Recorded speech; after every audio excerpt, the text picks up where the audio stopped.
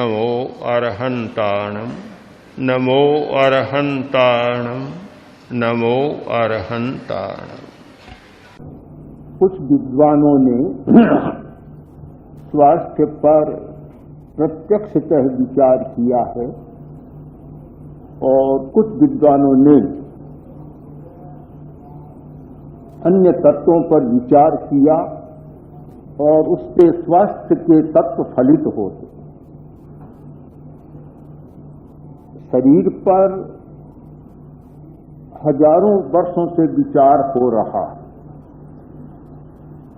वर्तमान युग में शरीर शास्त्रियों ने शरीर के सूक्ष्मतम रहस्यों को प्रकट करने का प्रयत्न किया है।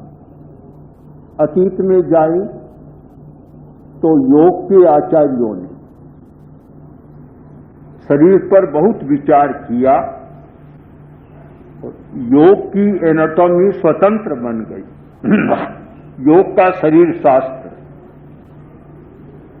तत्ववेत्ताओं ने शरीर पर विचार किया तो उनका भी एक शरीर शास्त्र बन गया, स्वतंत्र रूप में बन गया। अनेक धारणाएं अवधारणाएं शरीर के विषय में हैं।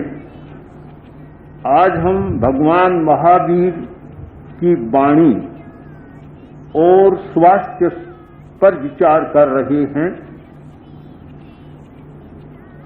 महावीर ने 5 प्रकार के शरीर बतलाए।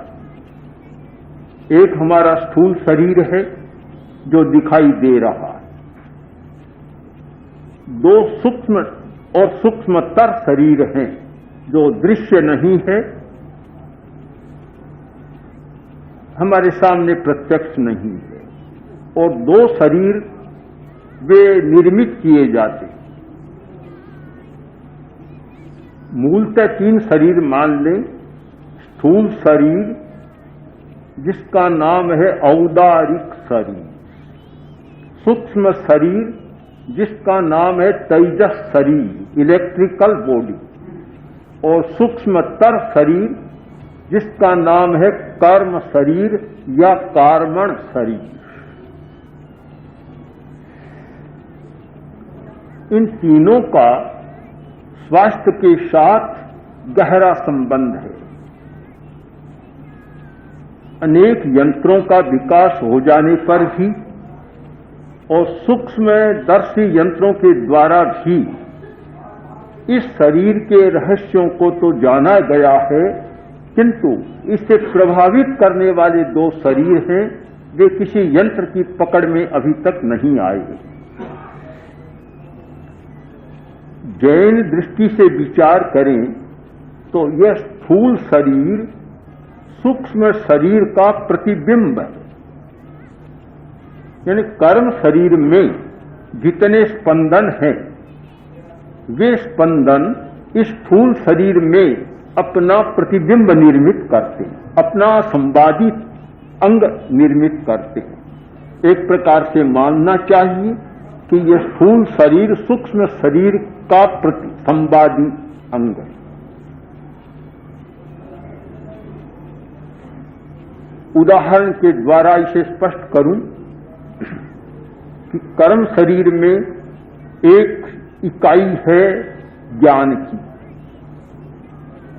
उस ज्ञान की इकाई को एक संवादी अंग इस शरीर में मिला है, मस्तिष्क में, जो चेतना का अधिष्ठान है, जहां से चेतना अपना काम करती है।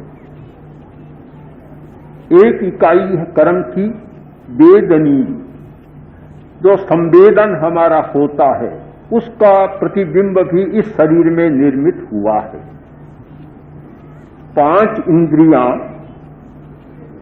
उस ज्ञान के संवादी अंग हैं, जिनके द्वारा हमारी चेतना प्रकट होती है। उससे आगे जाएं, इंद्रिय चेतना और अतीन्द्रिय चेतना के मध्य एक है प्रातिभ चेतना। या इंद्रिय विशिष्ट पाटव की चेतना, जिसका नाम है संभिन्न स्रोतो लब्धि, एक ऐसी शक्ति हमारे भीतर है, उस शक्ति का विकास अभ्यास के द्वारा करें तो चमड़ी के द्वारा, अंगुली के द्वारा देखा भी जा सकता है, सुना भी जा सकता है, छुआ भी जा सकता है। सब इंद्रियों का काम एक अंगुली के द्वारा किया जा सकता है।